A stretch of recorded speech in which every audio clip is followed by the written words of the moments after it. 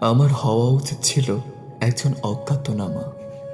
রেজিস্টারের পাতায় লেপ্টে থাকতো না কোনো পরিচয়, নাম থাকতো না, দাম থাকতো না, থাকতো না কোনো পদবি, থাকতো না সার্টিফিকেট নামক অভিজাত কাগজে ছাপা নিখুঁত কোনো বানান।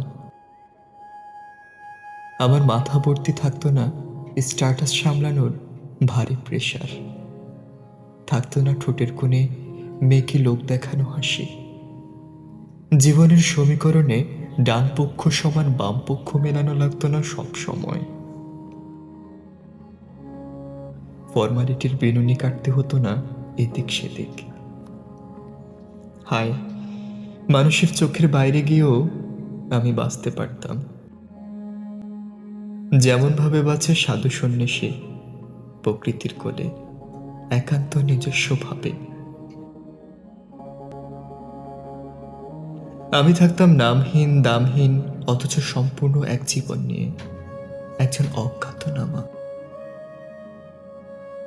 যার অস্তিত্ব শুধু পৃথিবীর আদমশুমারির এক নীরব সংখ্যায়। আফসোস, উত্তরাধিকার সূত্রে আমি অজ্ঞাত হতে পারলাম না।